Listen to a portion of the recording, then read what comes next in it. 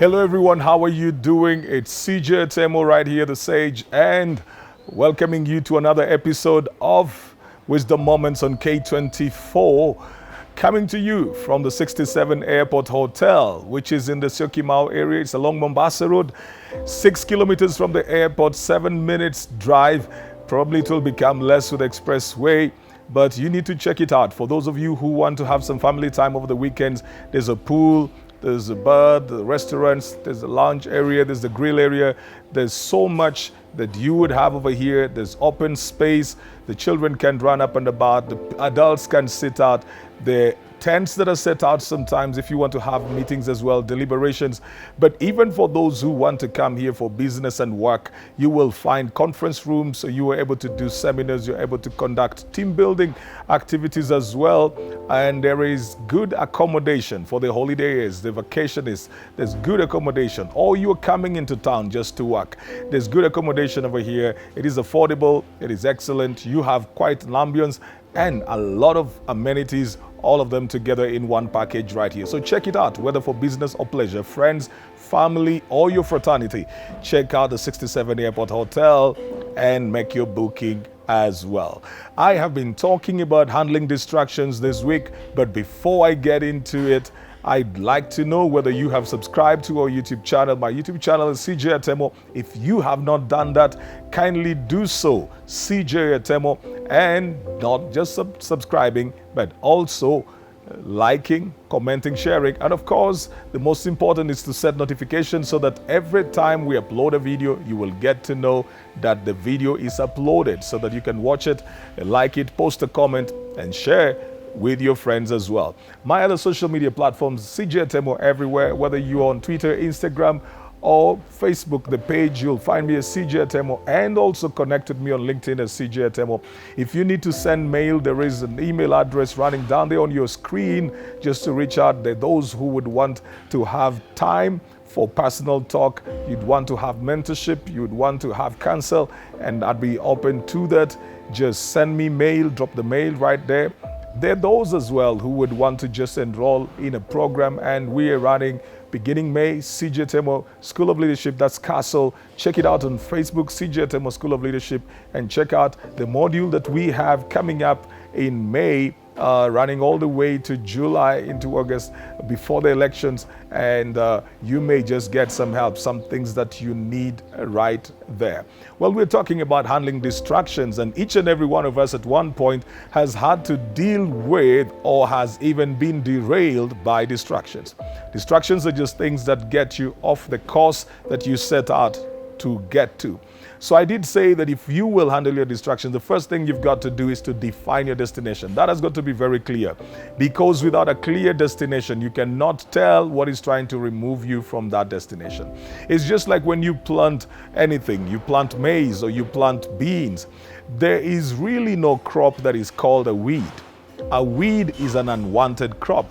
Now, if you don't know what crop you want, and if you just allow everything to grow on your field, you may not define what a weed is, because a weed is just an unwanted plant. And in the same manner, the distraction may not even be something that is evil in nature. It could be something that looks so good. It could be something that you've actually wanted to have. It could be something that you have waited to have. But it then gets to interfere with the main thing. So we say that you've got to define your destination, because that helps you to set boundaries and also to set priorities. It is impossible for you to set boundaries where you don't know where you want to go. If I want, for example, to attain excellence in class, in my academics, I can set boundaries on how I spend my time with people, because I know that there will be a requirement of a certain level of work for me to attain that. It's the same whether you're dealing with sports or fitness or health. You just get to know how to then define your boundaries. There are spaces you can't go to. There are things you can't allow in, and there are things that you can't allow out, you set boundaries. If you're trying to save a certain level of money, it's easy then to draw boundaries and say, I can't be spending this amount of money. Even when you see things that you like, you just draw boundaries on it and you set priorities, and you get to know this is not something that I must have now. I may want to have it, but it may not be what I must have now. See, sometimes we want to have things because we can have them, yet they may not be things that you must have right now. You may not need to change your phone. You may not need to change your car. Sometimes you may not even need to change your furniture. These goods, there's nothing wrong with all of these things, but then sometimes when you're very clear about where you want to go, then you can set the boundaries and also set priorities and get to know there are things that I would want to do, but after I have done a few things as well. So defining your destination helps you to set the boundaries and also to set your priorities. But now the next thing you need to do after defining your boundaries is defining your weaknesses as well. Because most of our distractions come from areas of our weakness. I may have a weakness for maybe phones. I may have a weakness for friends. I don't know how to say no to friends when they come. I may have a weakness for just being available everywhere. I may have a weakness for not being disciplined. I may have a weakness for sleep. All of these things become open doors for distractions. All of your weaknesses become the open doors for distraction. Now, you cannot handle something by wishing it away or by pretending that you don't have it. The only reason we will talk about distractions is because we are prone to the distractions. We are prone to distraction. If we were distraction proof, we wouldn't even need to have this conversation. We are not distraction proof because we have areas in our lives where we easily compromised in judgment. Whichever area that is your area of weakness. And so you need to identify those areas, define it, just know this is where my weakness lies. If my friends call me out on a Friday night, even if I wanted to do something else, I'll just drop everything and go. If somebody has a need, even if I was trying to save and I don't even think their case is genuine, I'll just release the money to them. If something comes up somewhere, I just want to show up. You have to define your weaknesses. It is only in defining them that you can handle them, because then you get to know where are the pressure points for you to get distracted.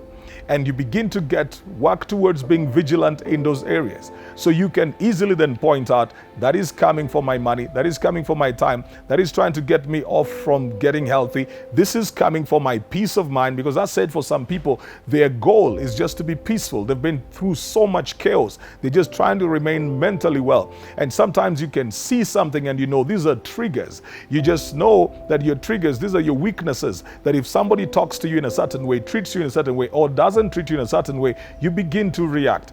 And sometimes these things come even in our workplaces, so that you will react in a certain way and miss out on the bigger picture of you being in that office, you being in that space, you getting a job. You react, overreact, blow up, and lose opportunities, or you stall your progress as well.